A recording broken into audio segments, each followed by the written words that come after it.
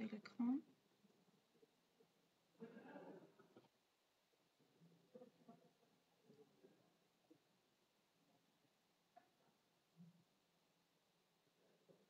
Et on va commencer la séance. Alors, on va entamer aujourd'hui la partie planification de la production. D'accord? Ce qu'on va faire normalement, on va voir 3 séances sur la fonction planification de la production. Il nous reste une séance pour la semaine 7 de cette période-là. On va la réserver, si le cours est terminé, on va la réserver pour des exercices sur la partie planification et la partie prévision aussi. Comme une série d'exercices. Je vais partager avec vous la série sur votre Classroom. Je vérifie juste que j'ai partagé la série et puis je compte. Voilà. Et je vous recommande de travailler atelier. Je vous recommande de travailler sur les exercices déjà partagés de la série TTP. Oui, une série. Voilà. Donc, vous travaillez sur les exercices et puis, si vous avez des difficultés, vous allez choisir un exercice. Sinon, je choisirai un exercice pour le faire. Hein. 1 ou 2 ou 3. Et des exercices sur la planification. Normalement, on a fait le TP, la dernière séance. Hein. Voilà. Est-ce qu'on a travaillé sur POM-QM? Oui, madame. Oui, madame. Donc, on a fini avec la partie prévision. Je vous rappelle juste, il y a comme un exercice à rendre pour aujourd'hui. Il y a 2 personnes uniquement qui ont rendu. Donc, n'oubliez pas de rendre l'exercice. Et on va commencer la partie planification. Avant ça, un petit rappel sur la partie prévision parce que la planification, c'est une continuité de la fonction prévision. Ça concerne, comme déjà dit, ça concerne la logistique interne, la fonction produire en particulier, production et en particulier Axel, ça concerne surtout l'industrie manufacturière. Donc, si on veut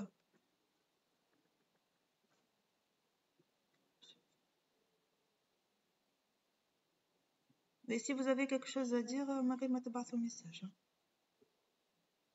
Si vous avez quelque chose à dire, vous pouvez parler. Je ne peux pas revenir au message. C'est pas grave, Karim. Qu'est-ce que tu demandes? Je m'en ai, tu as un problème de connexion. Tu peux pas assister ou la fiche? Karim.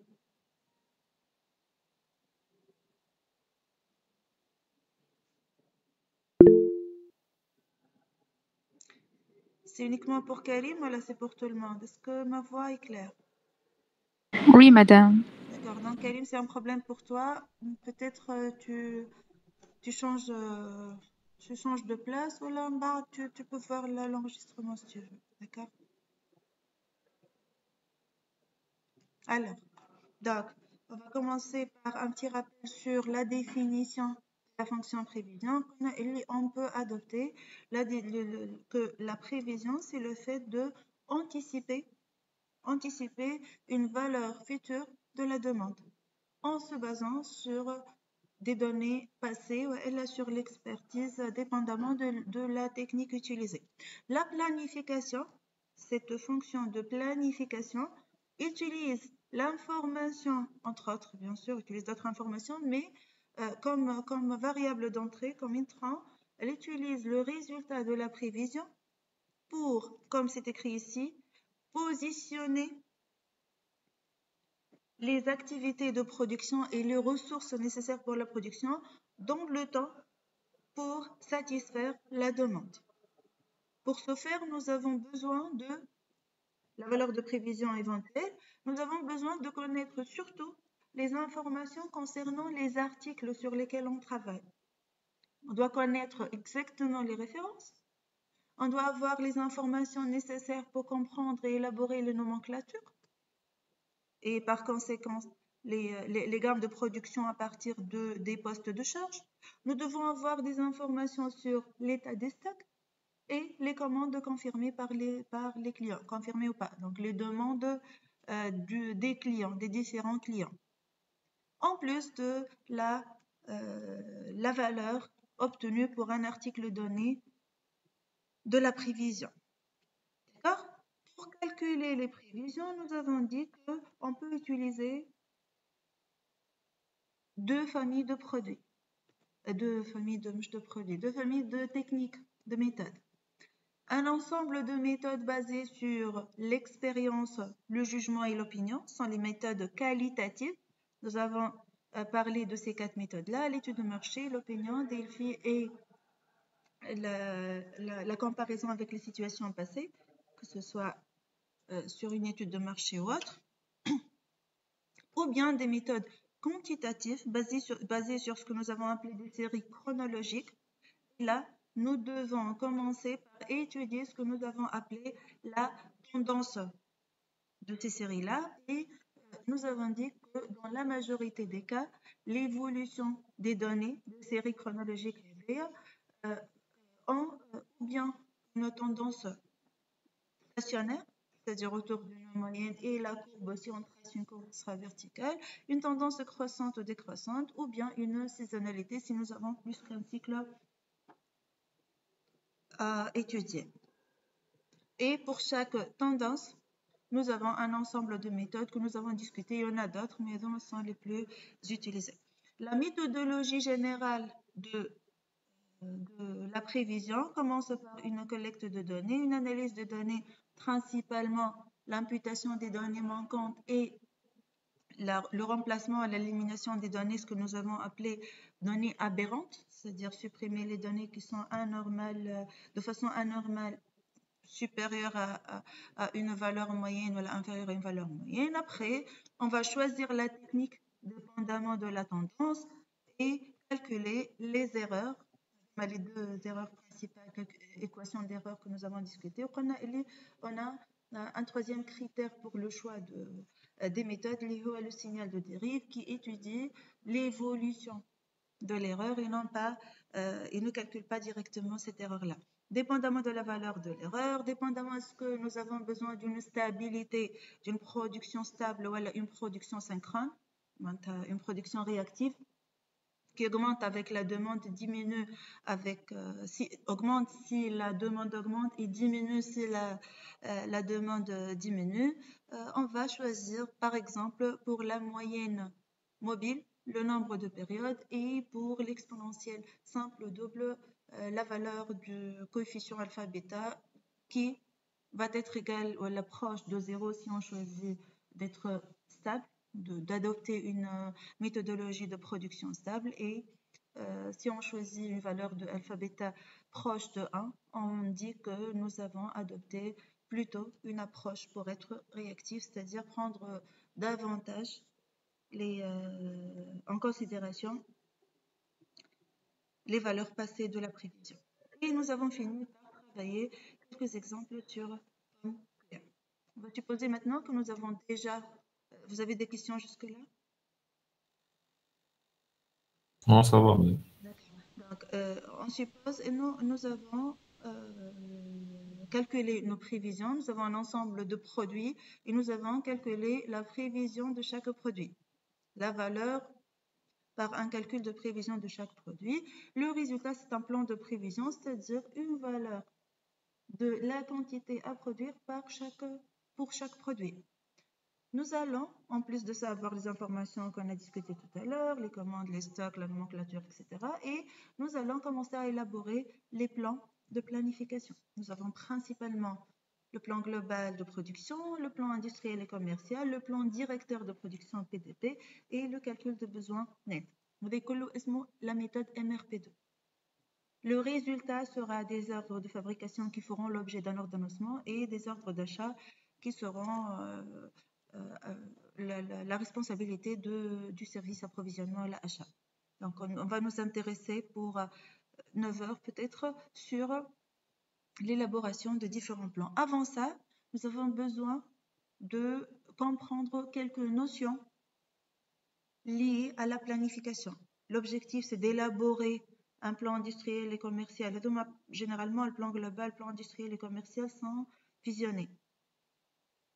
On peut travailler les deux plans différemment et les données, les résultats de ces deux plans peuvent être exploités de la même manière. Donc, généralement, on fusionne ces deux plans. On va élaborer un plan industriel et commercial, puis un plan directeur de production, puis un plan MRP, voilà, des plans. Vous allez voir que c'est plus qu'un plan. Avant ça, nous avons quelques notions, comme j'ai dit, à comprendre, principalement la notion de ce qu'on appelle l'unité équivalente, qu'est-ce qu'on appelle une production synchrone et qu'est-ce qu'on appelle une production nivelée. D'accord? Donc, on va parler rapidement de quelques définitions et objectifs. La notion d'unité équivalente, il faut comprendre cette notion-là.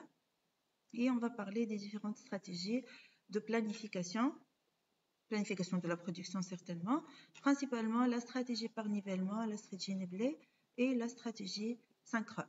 Si on a les deux à la fois sur une même période, on va parler de la stratégie mixte. Donc si on comprend ces deux, le mixte, ça sera une combinaison des deux tout simplement. D'accord? La planification maintenant, c'est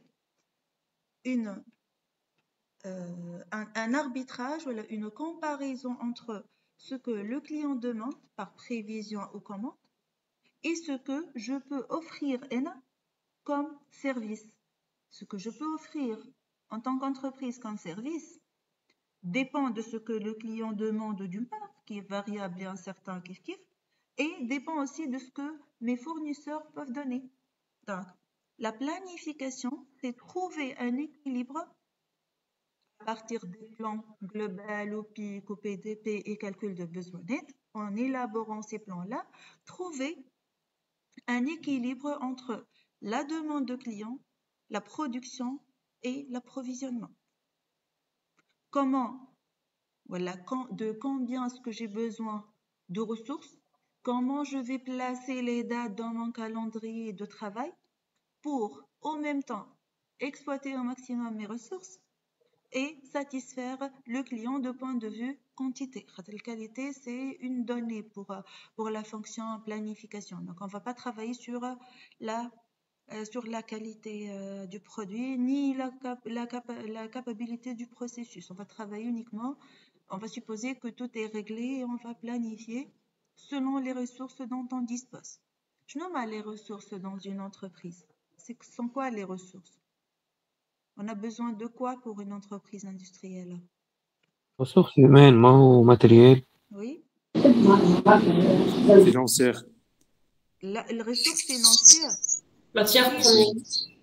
Les ressources financières sera traduite en heures main-d'œuvre et heures machine ou troisième ressource qu'on cherche. L'entreprise, l'usine, on ne parle pas d'argent. On parle de besoins en main-d'œuvre et besoins matériels ou un troisième besoin. Pour produire, j'ai besoin de quoi? J'ai besoin d'ouvriers, matières premières, très bien. Donc, j'ai besoin de matières premières, j'ai besoin d'heures machines et j'ai besoin d'heures main-d'œuvre, heures personnes, je m'en sais mieux. D'accord? Et donc, les ressources. La planification revient tout d'abord à calculer les ressources nécessaires pour satisfaire le client, la demande de client par la prévision ou la demande, puis de dispatcher, voilà, de placer dans un calendrier comment on va acheter les matières premières, comment on va répartir la main-d'œuvre et les équipements. Bon, les équipements sont plus pour l'ordonnancement, mais on commence quand même l'étape de planification, on travaille dessus. D'accord? Donc, la fonction planification consiste à répartir ou affecter les ressources. Comme vous avez dit, financière, mais réellement, lorsqu'on parle de planification, c'est une définition d'un livre, donc on doit être fidèle, mais réellement, lorsqu'on parle dans un atelier, on ne parle pas de ressources financières. C'est le niveau stratégique qui parle de ça. Donc pour nous, les ressources sont des ressources matérielles, humaines et de la matière première. Pour faire quoi? Ou bien pour décider un niveau de production qu'on va garder stable sur toute la période. C'est la stratégie nivelée ou par nivelage, nivellement. Ou bien suivre la production et produire en juste temps. Donc, les objectifs, c'est ou bien une production nivelée ou bien une production synchrone. On va travailler sur 2 exemples pendant cette séance. On va considérer les mêmes données et on va élaborer un plan global en adoptant une stratégie nivelée et un deuxième plan basé sur les mêmes données pour élaborer un plan synchrone. Pour élaborer ces plans, que ce soit nivelé ou synchrone, nous avons besoin de connaître des informations qu'on appelle des contraintes. Des contraintes, ils vont conditionner les calculs qu'on va voir. Je m'en ai conditionné, vont avoir une influence sur la décision qu'on va adopter. Par exemple, une information sur la sous-traitance. Déjà, je dois connaître ce que j'ai la possibilité de sous-traiter ou pas. Si je n'ai pas la possibilité de sous-traiter, donc ce n'est pas une option à considérer. Si j'ai la possibilité de sous-traiter, je dois connaître le coût de sous-traitance par unité ou par lot. Si je ne vais pas sous-traiter, j'aurai besoin, par exemple, de planifier des heures supplémentaires. Je dois connaître des informations sur le coût de ces heures-là. Est-ce que ça va me coûter plus cher de sous-traiter ou de planifier des heures supplémentaires pour les employés? Est-ce qu'il vaut mieux recruter, augmenter le nombre d'employés ou bien travailler en heures supplémentaires? C'est une décision à prendre dépendamment des contraintes, dépendamment des informations dont on dispose. Je dois aussi savoir, bien sûr, c'est évident, la capacité de production. Je peux produire dans des conditions normales. Et bien sûr, les informations sur le coût pour, après avoir élaboré le plan, on calcule le coût. On va voir ça. Le deuxième point, il est très important. Nous avons le choix entre une production stable, quelle que soit la demande, nivelée. Je vais produire la même chose, quelle que soit la demande. Donc, si je vais produire plus que la demande, je vais mettre en stock. Si je vais produire une quantité inférieure à la demande, je vais prendre du stock. Et dans tous les cas, j'aurai besoin du même nombre d'employés, du même nombre d'heures machines. Donc, je n'ai pas besoin de heures supplémentaires à la sous-traitance, par exemple. Alors que pour la stratégie synchrone, je vais produire ce que le client demande, voilà ce qui a été calculé, exactement ce qui a été calculé par la prévision. Donc, par exemple, si je vais travailler sur toute une année, pour janvier, j'aurai besoin de 20 employés. Pour février, je vais avoir besoin de 30. Donc, je dois recruter 10. Pour mars, j'aurai par exemple besoin de 10. Donc, je dois mettre à pied, la mise à pied, voilà, le licenciement. Je dois licencier 20 employés. Est-ce que j'ai ce luxe? Est-ce que je peux mettre à pied, licencier, écarter ou éloigner de l'atelier? Ça ne veut pas dire virer. L'employé ne fait plus partie de l'entreprise. Par exemple, une usine à Sousse, ça va coûter de l'argent avec l'indemnité de déplacement, d'hébergement.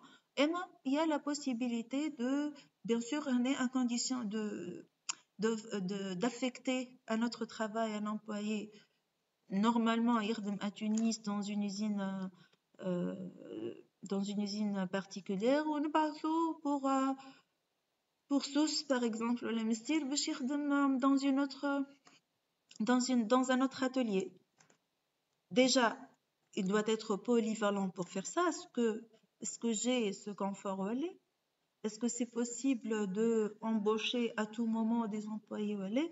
Donc, dans des informations, je dois les connaître pour pouvoir choisir entre le nivelage et synchronisation. Et vous allez comprendre davantage ce que je suis en train de dire en avançant un peu avec les calculs des deux exemples sur le nivelage et la synchronisation. D'accord? Donc, on doit avoir des informations sur toutes ces contraintes. Et bien sûr, avant de commencer, je dois calculer la prévision, avoir des informations sur les commandes et être prêt pour gérer des urgences. Une annulation de commande, une nouvelle commande. Donc, on doit considérer les imprévus et être réactif par rapport à ça. D'accord? On suppose que nous avons ces informations-là, nous avons les commandes clients et nous avons le calcul de prévision. Nous n'avons pas d'urgence, par exemple. Nous avons des exigences qu'on connaît et toutes ces informations-là sont connues a priori. D'accord? On va commencer l'élaboration des plans. Le premier plan qu'on va élaborer aujourd'hui, ce sera le plan global de production ou encore le plan industriel et commercial. Je répète, dans un exemple où ces deux plans sont élaborés indépendamment, mais pour cette séance, on va considérer que c'est le même plan. Les détails de ce que nous allons calculer ici vont être un article comme à la fin de cette séance, un exemple 1000 pics, comment on passe au PDP et du PDP, comment on passe au calcul de besoin net. Donc, les trois plans doivent être élaborés dans l'ordre chronologique, PIC, puis PDP, puis calcul de besoin net. Et les résultats sont des ordres d'approvisionnement pour les services approvisionnement et des ordres de fabrication qui feront l'objet de la fonction ordonnance. On va commencer quelques définitions, ça y est, ou les étapes de planification, et puis les étapes où on a les différents plans. Donc, on va parler de l'unité équivalente. C'est quoi une unité équivalente? C'est une unité d'agrégation, voilà, agrégée. C'est-à-dire quoi? Imaginez par exemple que vous travaillez, à l'exemple dans un atelier de menuiserie qui fabrique plusieurs types de mobilier. Et vous allez planifier la production de ces types-là. Nous avons le choix entre travailler un plan global de production, un pic pour chaque produit, ou bien ramener toute la production en un seul produit équivalent et planifier en une seule fois les besoins nécessaires pour l'ensemble des produits. Je vais vous montrer, je vais laisser ça à la dernière séance. Je vais vous montrer un exemple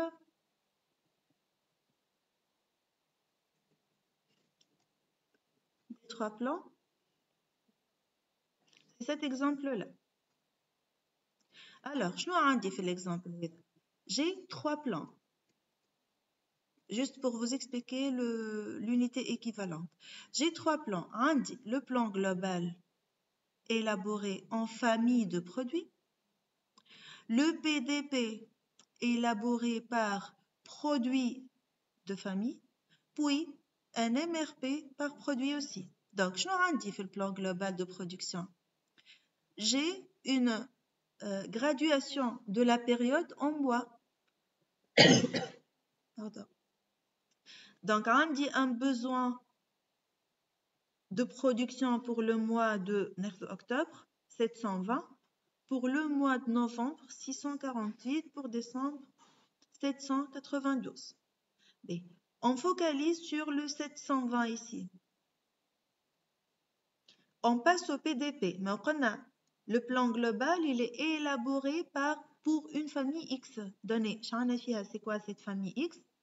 Pour le PDP, il y aura plus de famille X, mais il y aura des produits de cette famille-là. Donc, 720 heavy sera réparti sur 3 produits. Bien sûr, l'information, je la prends. famille X. X يعني produit معين. X, c'est une famille. C'est la famille X. Les produits de كل classe نتاعهم X نفس الكلاس. اسمها X. كنا نجم نسميوها la famille des produits laitiers. Par exemple, c'est X, c'est un nom quelconque. C'est pas une classe. C'est un regroupement en famille. On choisit un critère et on regroupe en famille. Ok, madame. D'accord? Dans cet exemple-là, la famille, on l'a appelée X. Donc, cette famille-là, elle est composée, dans cet exemple bien sûr, elle est composée de 3 produits. Lorsqu'on passe au PDP, on va avoir des détails auprès du service approvisionnement, du service bureau de méthode ou autre sur les détails de la production. Donc, nous aurons besoin de... L'information n'est plus 720 éléments, voilà, articles de la famille X, mais plutôt 420 produits 1, 200 produits 2 et 100 produits 3. Et ça sera les 720. D'accord? Le prix est en argent, c'est pas pour cette fois. Et je suis en train d'essayer de vous expliquer ce qu'est une unité équivalente. Cette famille X peut être appelée une unité équivalente. C'est-à-dire, on arrive à regrouper un ensemble de produits hétérogènes vers un dénominateur commun. Ce dénominateur commun, je me compte par exemple la matière première utilisée. Par exemple, il y a yaourt, fromage et produits laitiers lait. Et du lait emballé, voilà. Donc yaourt, fromage et du lait emballé. La famille, elle est formée par ces trois produits. Pour pouvoir regrouper ces produits ensemble, nous avons besoin de trouver un dénominateur commun. Si on arrive à trouver ce dénominateur commun, on dit qu'on peut ramener toute la production des produits hétérogènes en une unité équivalente ou bien une unité agrégée ou d'agrégation. Qu'est-ce qui peut, comment on peut considérer ce dénominateur commun? Pour l'exemple du lait, ça peut être par exemple la matière première utilisée. Par lot de 1000 pièces, combien de litres de lait j'aurais besoin, par exemple? Ouais, elle a le nombre d'heures machines nécessaires. Chaque produit. ثواني بدأ Oui. نجم يكون les processus de fabrication هما l'unité équivalente. On travaille sur les ressources. Donc, on doit nous baser sur l'une des ressources. La planification, l'objectif final, c'est de calculer les besoins en ressources. D'accord? Donc, lorsqu'on commence la planification, on doit considérer l'une des ressources. Ou bien main-d'œuvre, ou bien machine, ou bien matière première. D'accord? On va utiliser le même exemple de tout à l'heure. On va supposer que dans l'atelier, on a 4 types de meubles produits, meubles cuisine contemporains. J'ai besoin de 1200 pièces, 400 pièces de meubles ultra modernes, 600 pièces de meubles avant-gardistes et 500 pièces de meubles de haut de gamme. Et normalement, nous avons besoin de ressources personnelles, comme main-d'œuvre, de ressources matérielles et de quantité de bois, par exemple, la quantité de matière première, une surface en bois.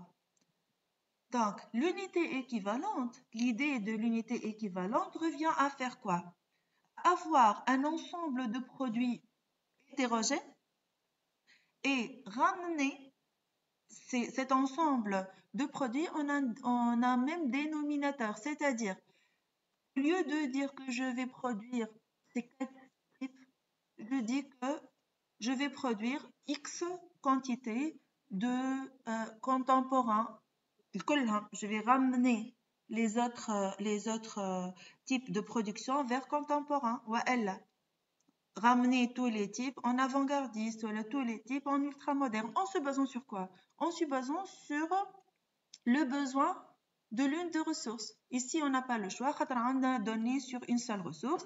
Donc, on va ramener toute la production vers ou bien contemporain ou bien ultramoderne, etc. en utilisant le nombre d'heures personnes nécessaires par pièce. J'ai besoin de 1200 ou 400 je vais dire par exemple, on va calculer, j'ai besoin de 4000 articles de ultramoderne par exemple. On fait la planification du plan global comme je vous ai montré tout à l'heure dans les 3 plans successifs en se basant sur l'unité équivalente. Lorsqu'on arrive au PDP, on revient vers ces 4 articles différents, ces 4 références différentes. Pourquoi on a besoin de faire ça? faciliter la planification. Donc, au lieu de calculer, dans ce cas, le nombre d'employés nécessaires par article produit pour le même atelier de production, on va calculer le nombre d'employés nécessaires pour produire les 4 en un seul plan global de production. Donc, nous n'avons pas besoin d'élaborer 4 plans globaux de production ou 4 pics. Nous allons élaborer un seul. Nous aurons les besoins à la fin et puis nous allons dispatcher en respectant la proportionnalité. La proportionnalité que nous avons utilisée pour définir l'unité équivalente pour revenir à un calcul personnalisé pour chaque article.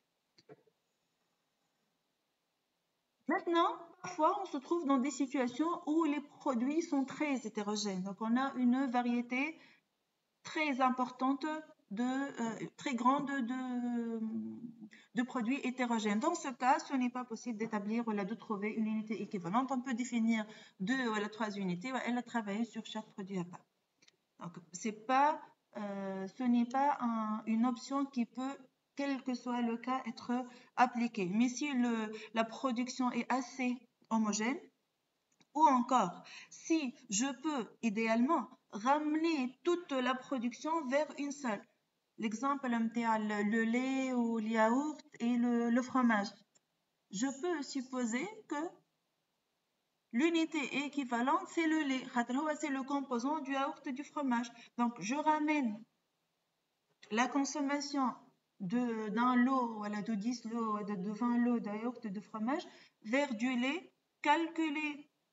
On a besoin de quelle quantité de ressources pour le lait. On va multiplier par, puisqu'on a dénominateur, on va multiplier par les besoins de chaque produit.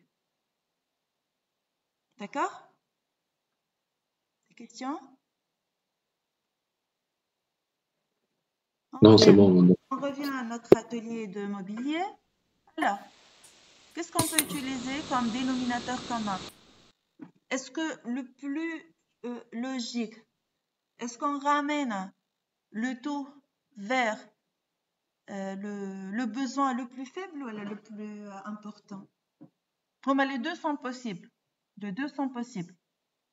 Je peux même me ramener vers la moyenne. Donc, on va traduire les 1200 pièces. Et on va choisir l'ultramoderne pour vous faciliter. Puisque c'est en ligne, ce ne sera pas facile d'expliquer. On va ramener toute la production vers l'ultramoderne. On va dire 1200 contemporains, etc. On va dire X ultramoderne. Je vais travailler le plan global sur l'ultramoderne. On va revenir vers les 4 produits. Comment on peut ramener? Imaginez que vous avez uniquement contemporain et ultramoderne. Nous avons besoin de 1200 meubles contemporains et 400 ultramodernes. Nous avons X quantité d'ultramodernes. Comment on peut faire ça? En se basant sur les besoins en heure personne des deux types de produits. Comment on fait? On va supposer il y a un on va généraliser. On suppose je n'ai pas ça.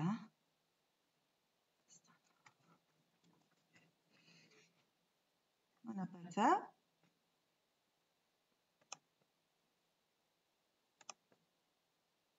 Supprimer.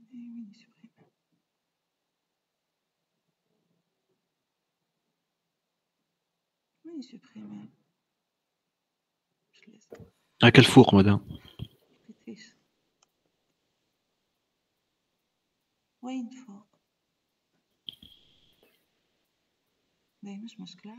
Donc, on suppose que nous avons ça uniquement. On va utiliser une unité équivalente basée sur l'ultramoderne. On va supposer que nous avons uniquement ces deux-là. Comment on va faire? Comment on peut procéder?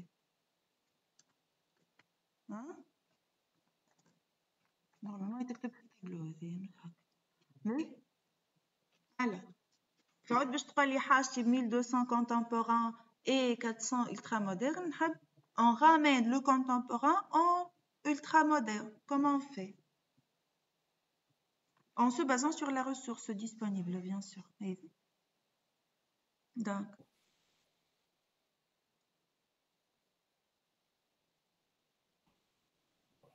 ben, si on cherche l'équivalent de contemporain en ultramoderne, une unité contemporain, c'est équivalent à combien d'ultramoderne en se basant sur ça? كيفاش نلقاها؟ قسم 20 sur احنا نحبوا العكس، نحبوا ال 1200 هذوما c'est équivalent à combien de ultramoderne, donc sur 20 ou là sur 14 fois 20 sur هي fois 20 pour trouver toute la quantité. Mais si je vais trouver uniquement la pièce contemporain de type contemporain. 1200 sur 14. Voilà, donc qui normal 1200 sur 14, je vais trouver quoi? L'équivalent d'un seul article contemporain en ultramoderne. Si je multiplie par 20, je vais trouver l'équivalent de 1200, de toute la quantité nécessaire de toute la quantité dont j'ai besoin, en nombre d'heures, mouche en équivalent pièces, en nombre d'heures personnes. On va appliquer la même chose, ultramoderne.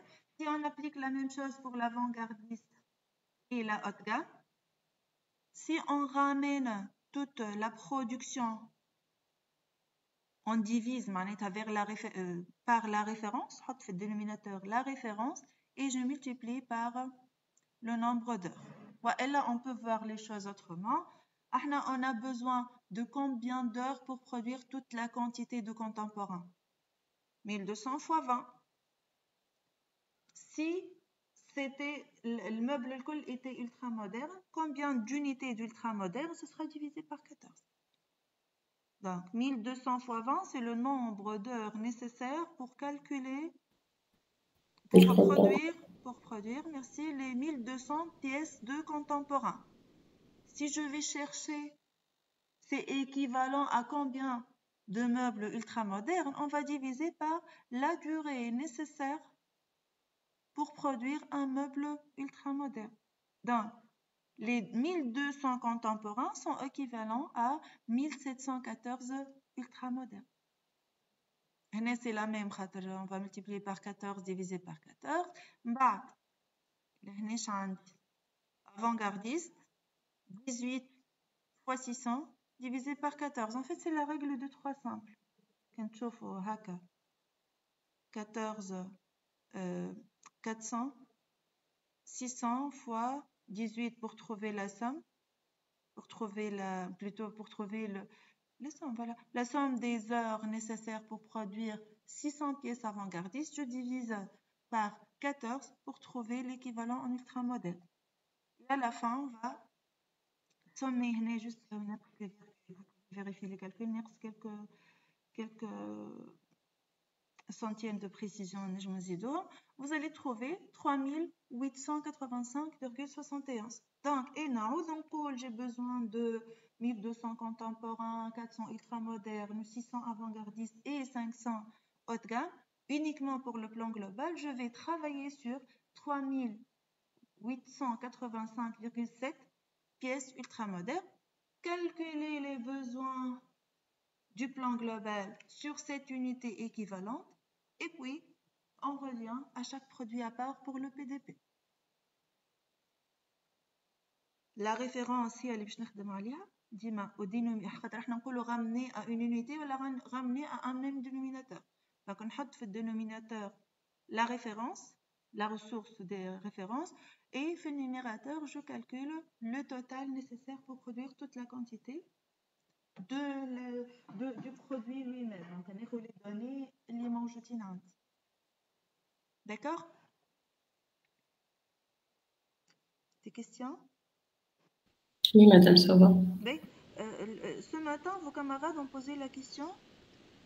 Donc, si j'ai choisi le 20, si j'ai choisi de travailler sur le contemporain, je ramène toute la production en contemporain, je vais avoir un chiffre différent de ça, certainement. Oui ou non? Oui, madame. Donc, comment je vais trouver les mêmes ressources? Des moments, tout est compris. Normalement, on a les mêmes ressources. Voilà, quand je suis le PDP, je dois trouver les mêmes valeurs. C'est un calcul. C'est un calcul intermédiaire. Le calcul final doit être le même. Donc, باش نلقى لهنا أقل ولا أكثر nombre de pièces. تلقى أقل خاطر شوية تقسم على 20 أقل. تقسم sur 20, très bien. Alors, تقسم sur 20, bon, tu vas multiplier par... هي équivalence مدام يعني نفس الكونتيتي في الآخر أنت تحسب. Justement, très bien. Donc, احنا حاجتنا le besoin en quantité. خاطر من بعد je vais multiplier par autre chose. C'est اللي قسمت عليه tu vas multiplier par la suite. Donc, c'est le résultat qui va être calculé sur le PDP qui nous intéresse. Certainement, si nous avons choisi le 20 au dénominateur, on ne va pas trouver la même valeur. Mais les calculs sur le PDP vont être les mêmes. Le détail des produits va être les mêmes par la suite. C'est proportionnel. On va multiplier par le besoin du produit. D'accord? أنا هو اللي تختاره. أنا هو أحسن واحد تختاره تخدم عليه. أنا أحسن équivalence. On travaille sur le plus petit, tout simplement. Après, ça ne change rien. Ça ne change rien. Fait le résultat. Mais logiquement, on ne choisit pas un produit de cette famille-là. Il retard une moyenne, une valeur moyenne, on va dire ramène le tout à un article fictif. Et personnellement, on est le plus petit. Généralement, on est le produit qui demande le moins de ressources qu'on a considéré. D'accord? Oui. Bon, pour l'unité équivalente, je vais enseigner la famille de produits. Une unité équivalente. Je peux l'appeler une famille de produits. On passe? Oui. Oui, madame. On passe vers les stratégies. On a 3 objectifs pour cette partie. L'unité équivalente, la stratégie synchrone ou la stratégie par nivellement. On va commencer la première stratégie qui est la stratégie par nivellement, qui veut dire quoi?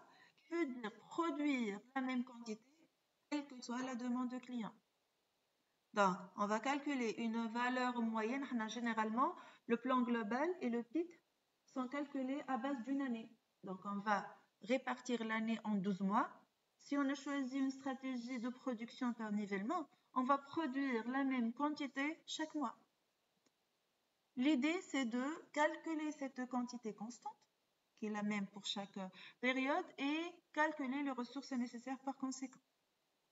Donc, le nivellement, c'est produire le même taux de production, quelle que soit la production, sur toute la période qu'on va considérer l'année, et le cycle, c'est l'année, et les périodes qui sont mensuelles, des périodes mensuelles. Donc, on va calculer une valeur moyenne en considérant les stocks final et initial. On va parler de ça sur l'exemple qu'on va calculer tout de suite.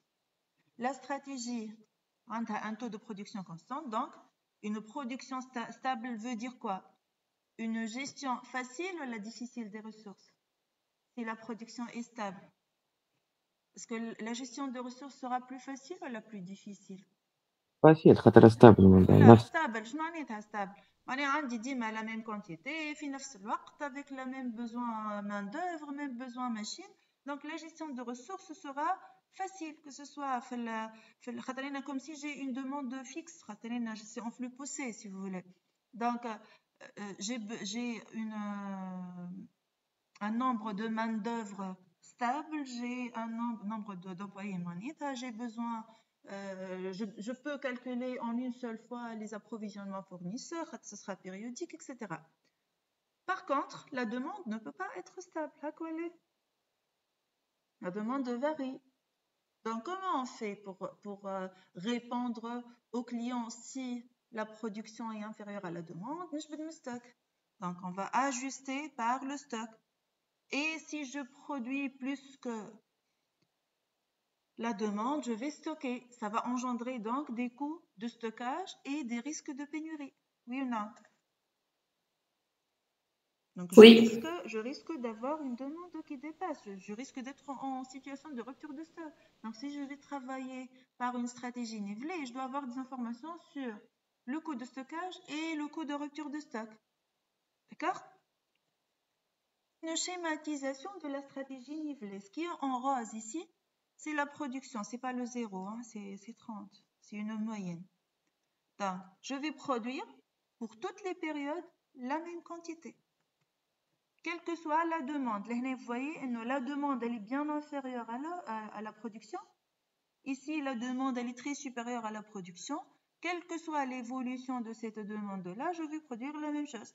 La conséquence de ça, c'est un stock. Ce qui reste, puisque la demande elle est inférieure, je vais avoir une quantité stockée importante. Et inversement, j'ai une situation de stock en rupture, zéro, tarte zéro. Donc je risque d'être en situation de rupture de stock, idéalement zéro, mais le stock diminue lorsque la demande augmente, puisque la production est la même. Comment on va illustrer ça? On va considérer cet exemple-là.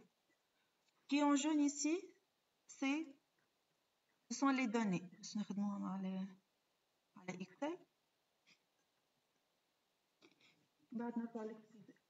Alors, ce qui est en jaune ici, ce sont des données. Qu'est-ce que j'ai comme données? On dit la demande du client. La demande peut être une commande, peut être une prévision. L'essentiel, c'est la demande décidée, ou la calculée, ou la obtenue pour chaque mois. D'accord? Donc, on dit 10 000 pièces pour le mois de janvier, 8 000 pour février, 38 000 pour septembre, 16 000 pour décembre, par exemple. J'ai aussi, au début de janvier, c'est-à-dire à la fin de l'année dernière, il me restait 1300 pièces. Et j'ai besoin d'avoir à la fin du mois de décembre 2000 pièces. Peut-être c'est une période d'arrêt, ce sont les congés, les fins d'année. D'accord? Donc, congé de fin d'année, je veux dire. Donc, on dit une donnée qui me dit, j'aurai besoin de 2000 pièces en stock à la fin de la période. On dit une information sur le nombre d'employés au début du mois de janvier. C'est 125 employés. Dernière information dont je dispose, c'est ce qu'on appelle la production par mois par employé. Chaque employé, il travaille en équivalent, en unité équivalente, 160 unités. Donc, il donne 160 unités équivalentes. On va supposer 10 000 unités recommandées. Donc, on a une demande de 10 000 unités équivalentes. D'accord? Ce qu'on va calculer, est-ce que c'est clair pour les données, Qbal? Oui, madame. Ce que je vais calculer la production pour chaque mois. C'est-à-dire, est-ce que j'ai besoin de recruter des employés? Est-ce que j'ai besoin de licencier des employés?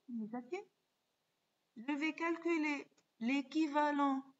Je vais calculer ici le nombre d'employés nécessaires. Je vais calculer le stock aussi. Je vais calculer le nombre d'employés nécessaires. Comme je n'ai pas virgule, par exemple, je n'ai pas 120,2. Je vais recruter 120. Voilà, je vais avoir 120 employés et je vais avoir encore besoin, en plus de ça, de l'équivalent de 0,2 employés que je vais traduire par la suite en équivalent heures de travail. D'accord? On va calculer l'état de stock pour chaque mois. La production, elle est nivelée. C'est stratégie par nivellement. نبدأ كيفاش نحسبوا la production. La production nivelée, comment on va la calculer? Je dois décider une même quantité, quelle que soit la période. Comment on va calculer? le moyen نتاعهم. نتاع شنو؟ Égal moyenne de quoi? La demande. Somme de quoi? Somme sur 12. Somme ta demande sur 12. Somme تاع هيديا. هكا. هاي. Sur 12. كهو.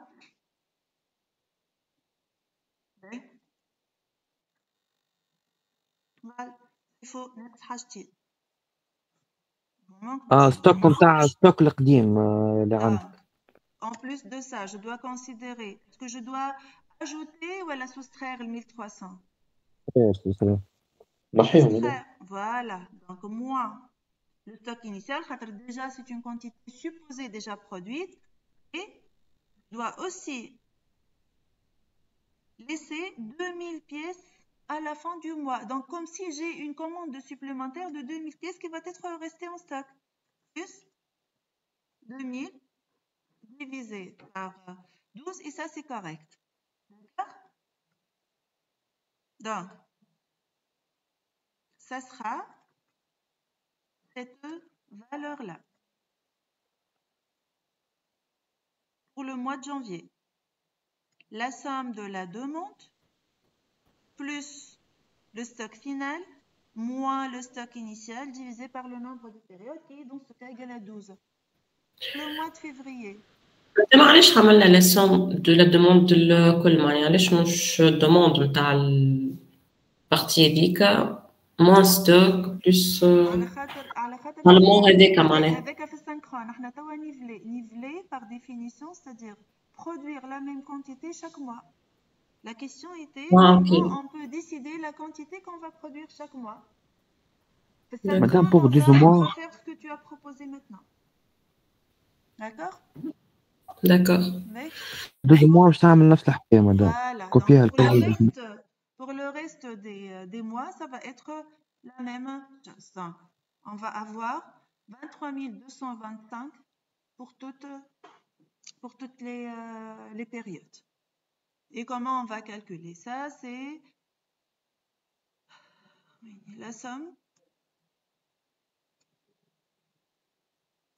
la somme de la production moins le stock initial plus le stock final divisé par 12.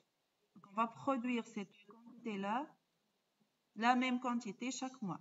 Et on a respecté la production de la même quantité nivelée chaque mois. D'abord, on va calculer le nombre d'employés nécessaires. Est-ce que j'aurai besoin de calculer ce nombre pour chaque mois ou il suffit de le calculer une seule fois? Une seule fois, madame, on dit la même production. Comment je vais calculer ça? Et je dis comme données. L'employé va travailler sur quoi? Sur la production. Le rendement de chaque employé par mois égal à combien? 125. 160. C'est le rendement de chaque employé. Donc, il suffit de faire quoi? Production à la 160. De diviser la production par le rendement d'un employé. Donc, j'ai le choix. Est-ce que je vais recruter 145 ou 146? Si je recrute 146, je vais avoir 0,94 employés sans rien faire chaque mois. Donc, plus que 90% du temps de l'employé libre. Ou à production. Donc, je n'ai pas intérêt à faire ça. Donc, qu'est-ce que je vais faire? Je vais recruter. مادام واش قلنا ناخذوا 0.16 نحطهم في بان نحسبهم في ايكيفالون تاع سوايع. Donc, on va considérer uniquement, voilà, 145. كيفاش نعمل ليكيفالون مادام على la partie entière inférieure. 145.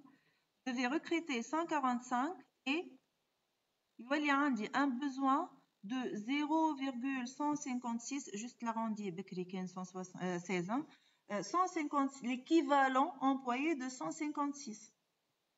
Si je vais calculer l'équivalent en heures supplémentaires, quel employé il travaille 160 heures. Donc, fois 60 heures. Le règle de 3. De multiplier ça par 160. Donc, pour le mois de janvier, j'aurai besoin de 24,9 heures supplémentaires. Est-ce que ça va être la même chose pour le reste des périodes ou là je dois recalculer? Oui. Ça va être la même chose. Pourquoi? Parce qu'on dit la même chose et le même rendement. Nous aurons 145 employés qui ont besoin de chaque période et nous aurons toujours besoin de les heures supplémentaires à la fin. Juste et nous aurons besoin de en plus des 145 employés chaque mois de 156 0,156 équivalent employé qui sera traduit par la suite en équivalent heures supplémentaires en multipliant tout simplement ce besoin par 160 qui est le travail, l'équivalent, l'unité équivalente, le nombre d'unités équivalentes produites par chaque employé par chaque mois. D'accord? Et stock. Comment on calcule le stock? soustraire la production من demande. Antini, une équation égale à quoi? Production moins demande. Production moins demande. demande. Et on va appliquer ça. Est-ce que ça doit être calculé chaque mois ou à chaque mois, madame. Chaque mois. Donc on doit Chaque mois, faire chaque le même calcul chaque mois. Et on va trouver des valeurs, l'équation, on va trouver des valeurs différentes pour chaque mois. Pour les 2 mois, octobre et novembre, nous sommes en rupture de stock de très grande quantité. Déjà. D'accord? عندي 30 في avril, عندي 37 200 unités en stock. Et en octobre, j'ai 8 450 pièces en rupture de stock. D'accord? On a calculé le stock. Et j'ai commencé avec 125 employés où j'ai besoin de 145. Est-ce que je vais embaucher ou la mettre à pied? Embaucher. embaucher dans ce مكتوبة هنا من الكلام اللي حكينا عليه في الكلاس نتاع كندا. Alors, on va ébaucher combien d'employés? 45 mois. 145 mois égale à ça, le cas général, moins ça. Je vais ébaucher 20 employés. Pour le reste des mois. Non, 0. J'aurai besoin de mise à pied. Non, je ne vais virer personne. Je ne vais pas faire un licenciement de rien du tout. J'aurai un nombre, ou bien ébauche ou bien la mise à pied. Bien sûr, je ne vais pas faire les deux. C'est ou bien je vais diminuer le nombre d'employés ou bien je vais augmenter le nombre d'employés. Donc ici, on a augmenté et puis ce sera un 0 pour le reste des périodes. Je n'aurai pas à mettre à pied aucun employé puisque déjà le nombre est constant et pour la première période, j'ai embauché et on va finir par le nombre d'heures supplémentaires qu'on a juste, il suffit de multiplier. Ah, ok. 10, on a simulé.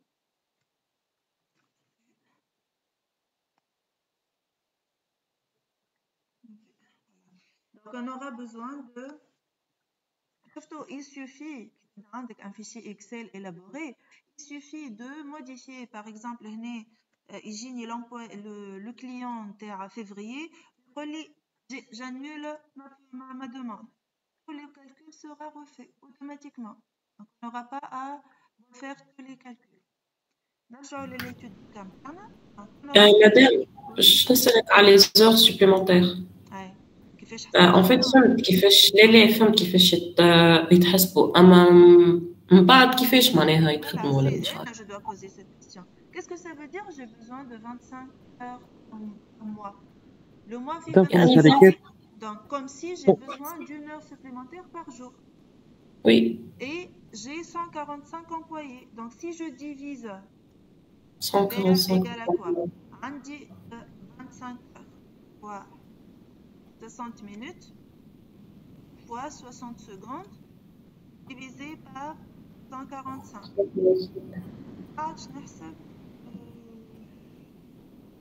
معليش نحسبوا قداش من ساعة par employé. Chaque employé va travailler chaque jour 10 minutes 10 minutes voilà 11 minutes supplémentaires. 11 minutes supplémentaires, ce qui va être payé pour ça. 10 minutes supplémentaires, c'est rien du tout. Donc, normalement, je peux assurer la production pour le mois de janvier. Hein. Bon, on va le coller en 25. Pour cette planification nivelée, si chaque employé travaille 11 minutes au moins supplémentaires, on va pouvoir assurer la production de 23 225 par mois. لهنا كنت تفكروا نرجعوا شنو هما les informations اللي عندي. Est-ce que les employés sont obligés d'effectuer des heures supplémentaires؟ نجم فما دي تتفكروا كي حطينا هوني قلنا اللي nous devons avoir des informations sur les contrats, les conventions.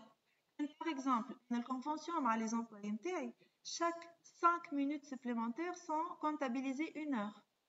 Est-ce que j'ai intérêt non tous les employés travaillent 11 minutes ولا ياخذ un employé qui va travailler 1 heure؟ إذا كان عندي بركة مدام. voilà donc ça dépend. إذا كان la convention ما فيها حتى شيء ما فما حتى employé باش يقول لي je dois être payé pour 10 minutes ولا pour 15 minutes de travail quand même. C'est chaque jour c'est 15 minutes, ça reste 15 minutes. Et إذا في الconvention إنه si l'horaire de travail dépasse 5 minutes, ça sera comptabilisé 1 heure. Dans ce cas, il vaut mieux désigner un employé qui va travailler toute la journée pendant 1 heure que de laisser tous les employés travailler 24 heures par exemple, 25 jours, 10 minutes ou 11 minutes. Donc, il y a un arbitrage, on va revenir à ça. C'est comment prendre la décision. On va prendre la décision dépendamment de ces contraintes spécifiques. Le coût de l'heure supplémentaire, les conventions avec les employés, les coûts de sous-traitance. Est-ce que je peux faire travailler mes équipements à 1 heure supplémentaire ou non? مدام Oui. بالله سامحني مدام 10 minutes اللي لقيتهم مدام كيفاش حسبت؟ لهنا حسبت انا حاجتي 25 heures وعندي 145 employés.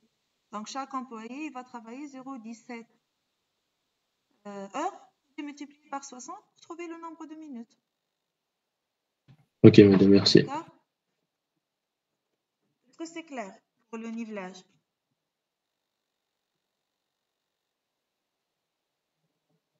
Oui, madame. Oui, madame. On va utiliser les mêmes données. Vous allez recevoir ça. تحبوا تعاودوا هكا عندكم les détails de calcul وكان تحبوا تعاودوا le calcul, les détails de calcul, vous pouvez le faire هكا عندكم les équations. Et je vous conseille de refaire les calculs ما غير ما تشوفوا les équations par la logique que vous avez retenue. بعد هكا قدامكم les équations هكا حتى لهنا la valeur moyenne elle est détaillée أكثر من اللي حاطينها في l'Excel. D'accord? Après, la dernière étape ici, est-ce qu'on peut calculer le coût annuel de production dans ce cas? Comment on peut calculer le coût annuel de la production? Tout simplement, on calcule le coût de chaque mois et on fait la somme. Qui fait on calcule le coût? Qu'est-ce que ça va me coûter le mois de janvier par exemple? 23 225 unités fois le coût de production d'une pièce. واللي ساليرهم تاع Plus, voilà, stock. 14 525 fois le coût de stockage d'une pièce. Est-ce qu'on calcule le salaire? Salaire production. Le coût de production, donc ça inclut le salaire production. Je vais embaucher 20 employés et j'aurai besoin de 25 heures supplémentaires dépendamment des contrats que j'ai. C'est pour le mois de janvier. Kif pour le reste du mois. Octobre. Au lieu de calculer 14 525 fois le coût de stockage, ce sera 8 450 fois le coût de rupture de stock d'une pièce. Chaque mois, le coût de stockage 2000 stock, sera utilisé au mois de décembre de janvier de l'année N+1 et je fais la somme des coûts de 12 mois. Je laisse à part et je calcule le coût annuel de production si je choisis une stratégie synchrone. Et je compare les deux et je choisis ce qui me va. D'accord? Donc, on peut calculer le coût de production mois par mois. Quand on a du stockage, on a stockage. Quand on a une rupture de stock, on a rupture de stock avec le coût de production, avec le coût d'embauche, avec les heures supplémentaires. Quand on a d'autres paramètres, dans cet exemple, on n'a pas d'autres paramètres. On fait la somme et on calcule le coût total de production. Pour la stratégie de nivellement ou la nivelée. On passe au synchrone. Pour la stratégie synchrone, c'est l'inverse de ce qui a de la logique de nivelage. Donc, je ne vais pas décider ce que je vais produire, je vais travailler en juste temps. Donc, si la demande augmente, je vais la suivre. Si la demande, en tant que producteur, je vais dire, si la demande diminue, je vais diminuer la production. Et je n'aurai aucun stock à faire, aucune rupture de stock si tout va bien. La demande augmente, j'augmente la production. La demande diminue, je diminue la production. Idéalement, les deux valeurs coïncident pour toutes les périodes. On n'aura pas de stock.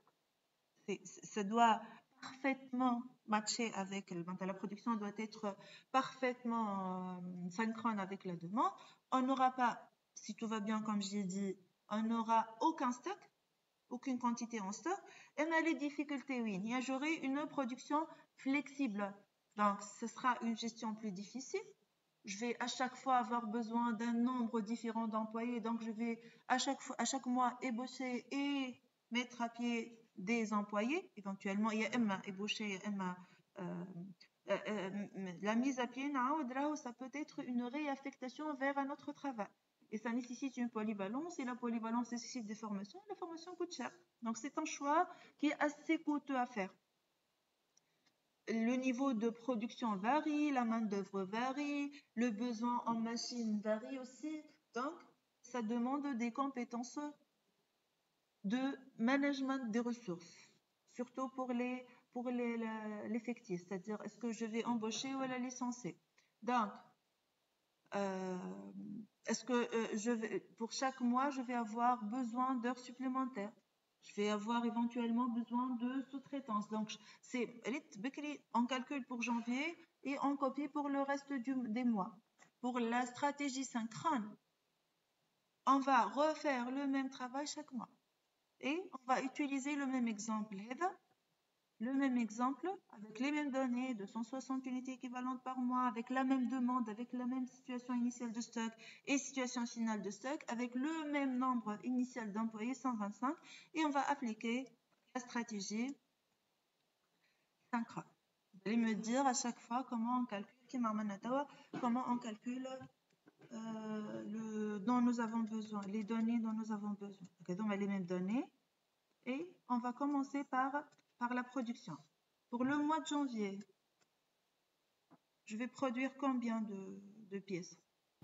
10 000 moins 1300. 10 000 moins ce que j'ai en stock. 1300. Voilà. Après, février. 8000 moins 1300. 6000. عندي قاعد عندي في الستوك ici. 700. Je vais produire combien? 8000. Exactement la valeur demandée par les clients. بس ما يحب يخلي في ستوك ولا حاجة. لا ما يحبش يخلي في stock. Regarde ici. هيا la production synchrone. Il n'y a pas de stock. ولي تكونفيرم الكل. C'est par définition. De nombre de production. La seule possibilité la seule demande en stock, c'est à la fin du mois de décembre, c'est une commande supplémentaire. Et le mois j'anticipe un peu, pour le mois de décembre, c'est comme si j'ai une commande de combien? Plus, madame. Plus, de 18 000, voilà. 18 000. C'est ça. Donc, je vais produire combien? 18 000. Allez, 18 000. Ah, madame, غادي 8 000, madame. في بالي في الآخر. Eh, 8 000. 8 000. Mars. 13 000.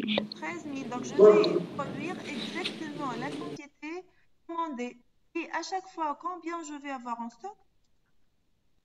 0. Donc, je dois produire. Aïe, aïe, aïe. Pour le mois de décembre, on les 18 000.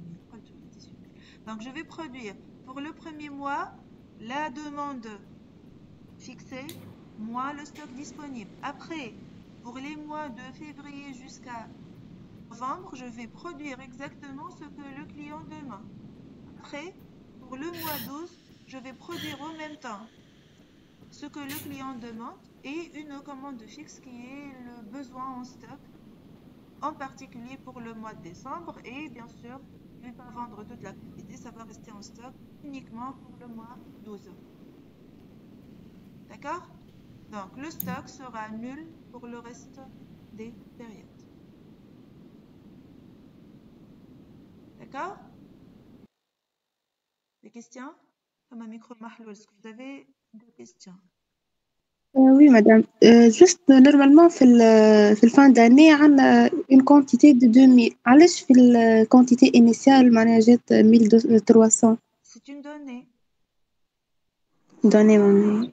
ينجم العام الجاي يقعد لي 100 يقعد لي 200 يقعد لي 300 يقعد لي 2000. D'accord? C'est une donnée. Ce qui est en jaune, ce qui est en jaune, ce sont des données. Donc, on doit paramétrer nos calculs dépendamment de ces données en jaune. D'accord? Ok, d'accord. Il n'y a pas de relation entre la quantité initiale et la quantité finale. La quantité initiale, c'est une situation de départ. La quantité finale, c'est un besoin défini. Ok? Et là, par exemple, j'ai prévu 3300. Par exemple, hein? Donc j'ai prévu 3300, cadeau limite 300 pour cette année, 2000 pour ne garder rien en stock jusqu'à la fin du mois, par exemple. D'accord? D'accord. Et le nombre d'employés, كيفاش نحسبوه le nombre d'employés? تقسم كل واحدة على 160. Donc on va appliquer la même formule اللي هي production Production sur 160. divisé par la capacité de production de chaque employé.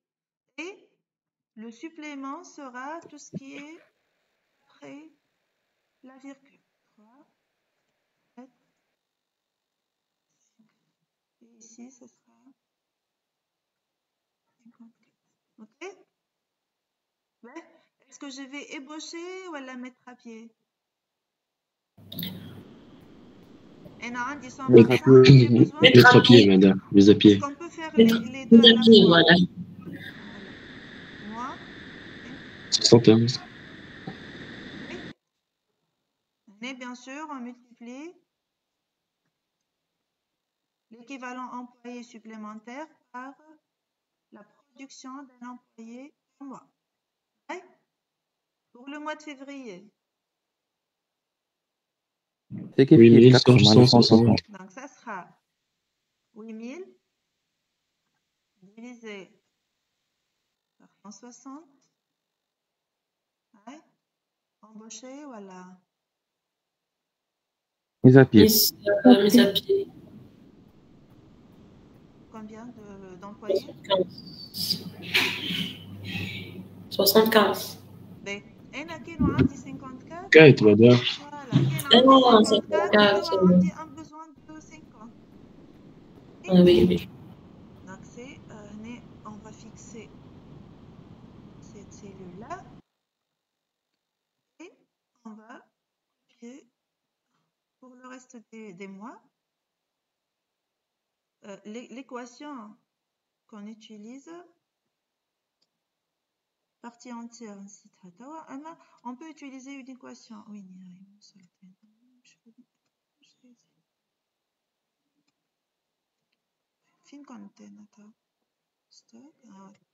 donc, نجم ناخذ la partie entière. Je pense.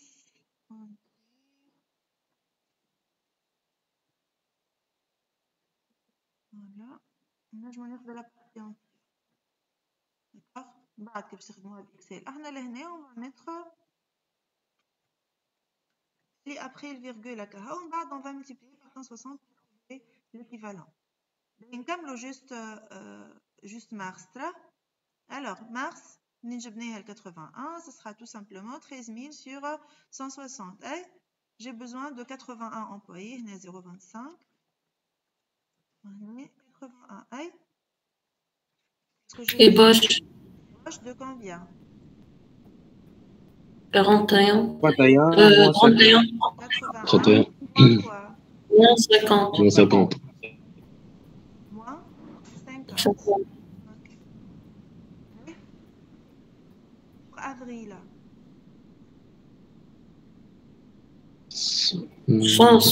نهبط 0,5 اللوطة في اللي supplémentaire. بنام 162 moins 81. 162 moins 31, il continue avec les calculs. D'accord? Oui. Donc, on a les employés avec les calculs, on a une formule ici, partie entière inférieure manitra. Et puis, pour les boches, l'année, on ne peut pas avoir les deux certainement. C'est ou bien ébauche ou bien mise à pied, certainement. D'accord? L'équivalent heure sup, il suffit de multiplier l'équivalent heure sup par 160 pour trouver l'équivalent heure supplémentaire. L'heure supplémentaire, on a de le calcul. Comment on fait? Quel employé doit travailler combien de minutes? Comment on fait? Hein? Oui, madame. Oui. 60 heures sur chaque employé doit travailler combien d'heures? 8700 par 54, c'est vrai. Voilà, c'est le nombre d'heures. On est 1h11 de travail pour chaque employé, c'est trop. Donc ça doit être payé dans ce cas. À coller. Oui, madame. Voilà. Donc, chaque jour, on une heure supplémentaire. Voilà. Une journée sur deux, voilà. Donc, on doit s'arranger pour trouver une solution. Et pour le mois de janvier. Pour février, je n'ai pas besoin d'heures supplémentaires. De même pour mai, etc. Pour décembre, il y a un besoin énorme. Il y a un besoin très important. Allez. Là. 10,071 madame أقل. Vous pouvez remarquer, par exemple, pour le mois de janvier, on dit 54. Pour le mois de septembre, on dit 237. Pour le mois d'octobre, j'ai 250. Est-ce que c'est facile à gérer ce genre de... Non, madame. Justement, madame, حبيت نسلك عليها الحكاية هذيا madame. توصل فوا دام اللي عندك entreprise. Prendre en considération deux choses. Déjà, est-ce que c'est possible de gérer ou pas? Non. مش سؤال. مش سؤال هو est-ce que déjà on doit se demander lorsqu'on décide d'adopter une stratégie synchrone, on doit simuler. Passer de 50, une cinquantaine d'employés vers vers des centaines, une cinquantaine vers des centaines, c'est pas toujours possible de faire. Surtout إذا كان je travaille dans un domaine pointeux. Madame. Oui. Madame Blaise, كيفاش l'entreprise elle doit gérer ses employés, sachant que vous n'y n'حكيو. On est en train d'exposer comment on peut procéder. Après, l'entreprise comment elle gère. Déjà, je vous ai proposé au début qu'on a des employés synchrones, des employés polyvalents, ou plusieurs ateliers ou plusieurs sites de travail. Qui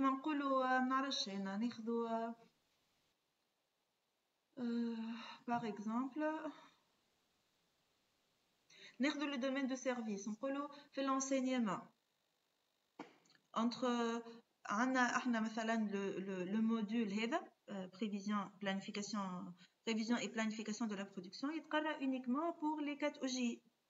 Les 4 mécatroniques, mais donc imaginez un étudiant OJ. Donc les enseignants qui donnent ce cours-là, qu'est-ce qu'ils vont faire? Est-ce qu'ils vont être mis à pied?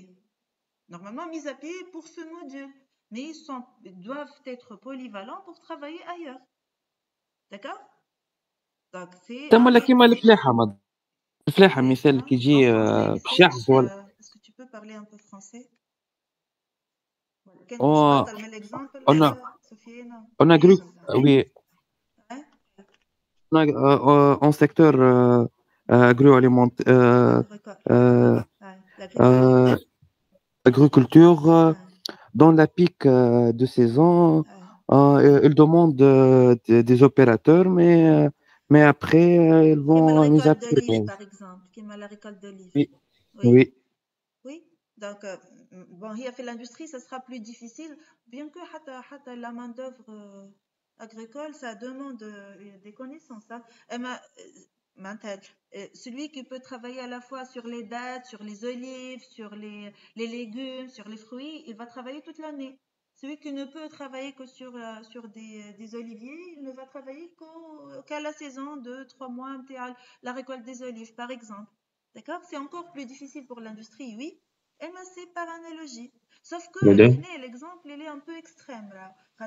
La variabilité, c'est très. Parmi les outils du lean, c'est le lissage. Donc, dans ce cas, c'est peut-être on peut travailler sur une stratégie synchrone, sur une période, une stratégie nivelée sur une autre. Donc, l'année, qu'est-ce qu'on peut faire? Par exemple, j'aurais commencé à partir de janvier jusqu'au mois 7, par exemple, et travailler une production nivelée pour stocker, si possible, de stocker. Je vais faire synchrone ou un stock en cas de besoin, par exemple. Il y a un stock déjà que je peux utiliser pour le reste des mois. Donc, certainement, le nombre d'employés ici, ce sera inférieur à 237. D'accord? Donc, ce genre de calcul, c'est pour donner. Ce sont des outils d'aide à la décision. C'est-à-dire quoi d'aide à la décision? On a vu qu'est-ce qui se passe si on adopte une stratégie nivelée. Qu'est-ce qui se passe? Qu'est-ce que ça va nous coûter? Bien sûr, on peut calculer le coût. Hein? Sauf que par rapport à ce que nous avons calculé, fait nivelé, nous avons besoin aussi de quoi? De coût de licenciement. Le nivelé, on n'a pas de licenciement. Donc, on aura besoin du coût de licenciement. On n'a pas de coût de stockage. Donc, on peut calculer aussi le coût de production annuelle. Le coût de production annuelle avec une stratégie synchrone est beaucoup moins cher, ok? Et maintenant, nous allons le critère de est-ce que c'est possible ou pas de recruter ce grand nombre d'employés. باش نتعدى من 150 à 230. Est-ce que c'est faisable ou pas déjà? Mais est-ce que ça coûte cher ou à est-ce que je peux faire ça ou pas? Sachant que octobre ou novembre, je vais licencier Zeda 125, 50%. Donc si ça va coûter cher le licenciement, je n'ai pas intérêt à faire ça. D'accord? Donc, pour les mêmes données, nous avons trouvé des résultats très différents. On est comme si nous n'avons pas les mêmes données. Donc, vous aurez ça dans votre cours. Le choix dépend tout d'abord du coût. Si les deux possibilités sont envisagées, sinon, ça va dépendre de ça, de ces données-là. Déjà, est-ce que c'est possible ou pas d'embaucher et de mettre à pied? Est-ce que l'heure supplémentaire coûte cher ou elle ne coûte pas cher? Est-ce que j'ai le confort de sous-traiter ou elle est? Est-ce qu'il y a déjà de sous-traitants? D'accord? Et puis, on va décider dépendamment de ce que nous allons avoir comme coût si les deux scénarios sont possibles.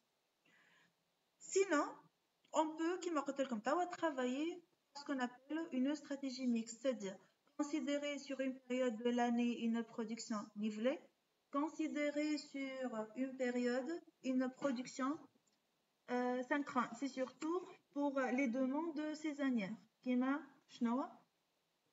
Demande saisonnière à part les glaces intensifs. C'est un exemple de produit saisonnier. خضرة كيف الخضرة saisonnier c'est par la nature هذيك c'est flux poussé par la terre par la nature. On نحكيو على production industrielle. كيما الماء مادا الماء والغازوز بس يفيق الماء والغازوز كيما الغاز. ولا كليماتيزور مدام.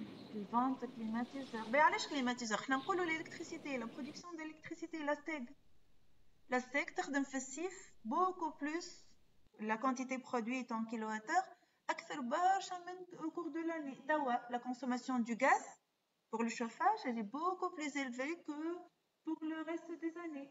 Les fournitures Madame. solaires, oui.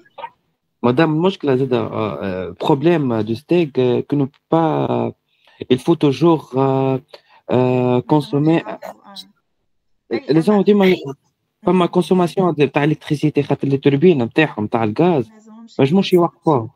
Oui, فهمتني؟ de toute façon, c'est toujours raccordé au réseau et nous avons toujours besoin d'électricité. On a un pic de production. On a une production exceptionnellement importante par rapport au reste de l'année. La consommation, elle est parfois, ça a des blackouts. Donc, parfois, la steg n'arrive pas. Enfin, des centres d'appoint qui ne fonctionnent que en été. Je sais pas, le centre d'appoint en oui, موجود. موفرات. لا هذاك اللي production principale. منطقة سوسة. مش سوسة، نذكر في الاسم انا نسيته في بير مشيرقة. في بير مشيرقة هذاك سي un poste de production. Oui. سمنجة بوحدة بين مشاركة. كيفاه؟ نو في بلاصة اسمها سمنجة.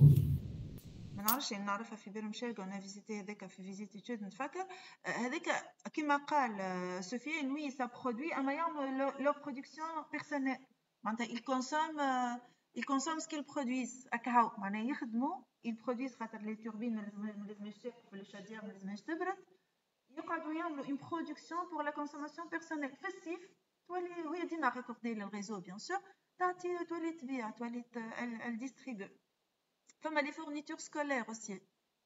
Fournitures scolaires, c'est saisonnier, c'est le mois de août, septembre, octobre à la limite.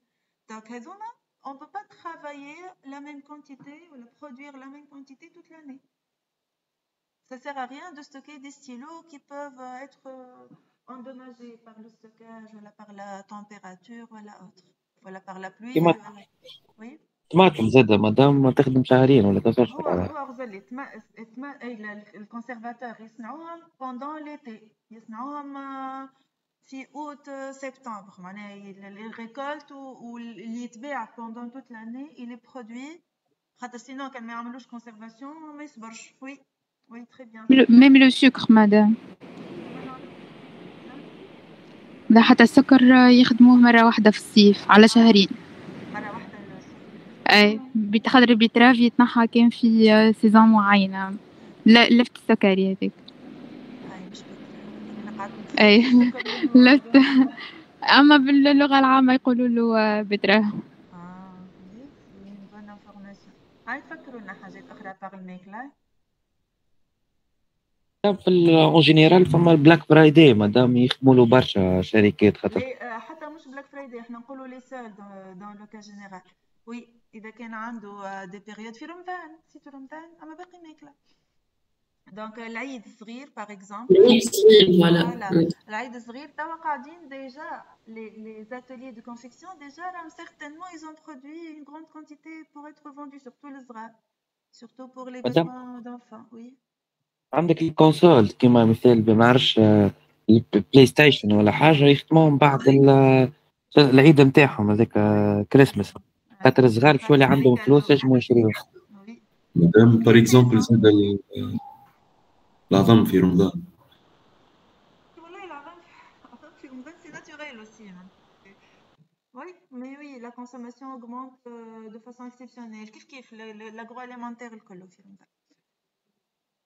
Voilà, donc ce que nous avons fait, on a introduit les définitions, les objectifs, les étapes de planification, les unités équivalentes et les deux stratégies les plus utilisées pour la planification, ou la stratégie dite modérée, ou la stratégie mixte. Ce qu'on va faire, on fait les plans. Les plans, entre autres, ce que je vous ai montré,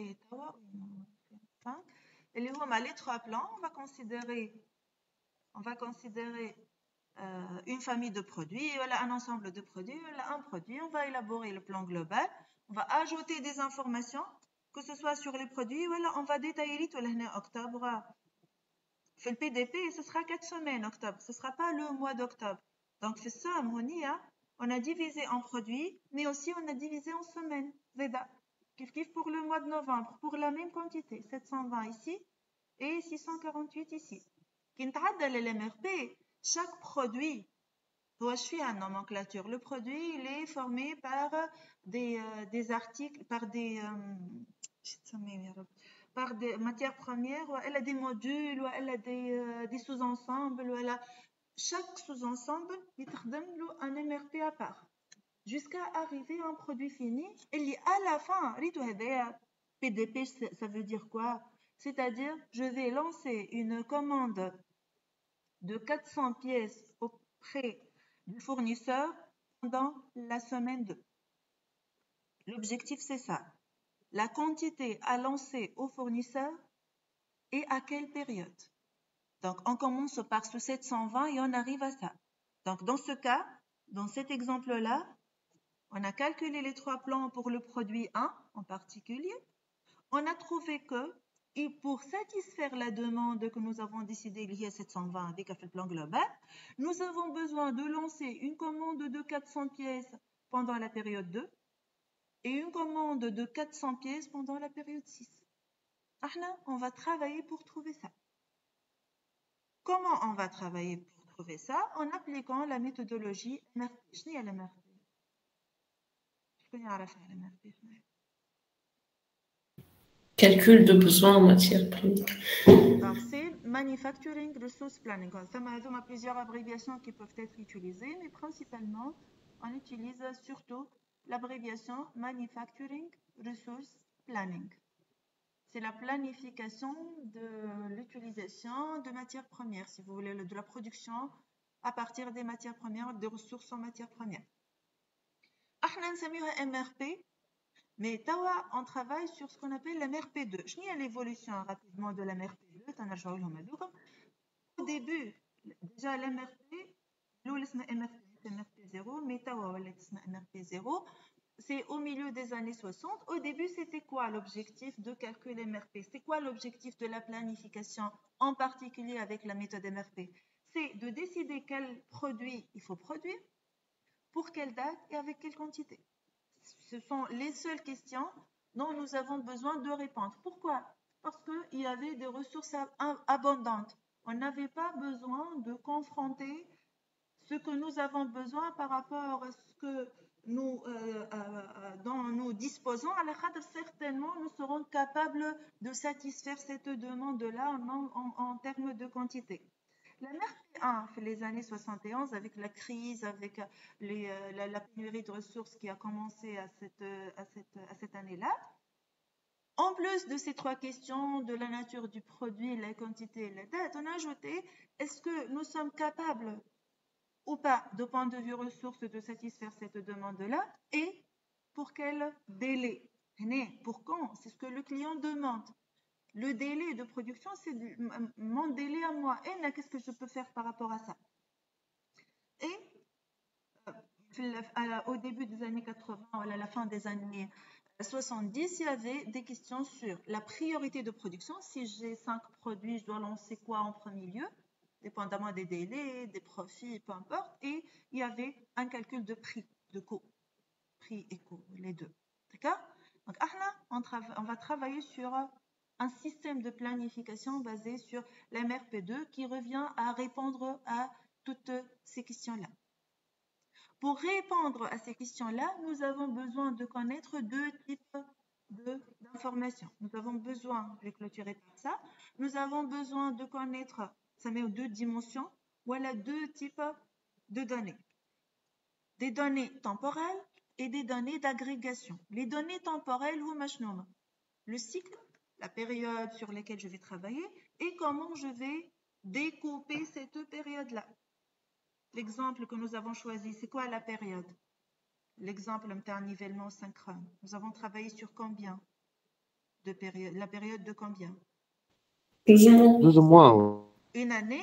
Une année divisée par 12. Donc, le cycle, c'est une année et la période, c'est un mois. D'accord?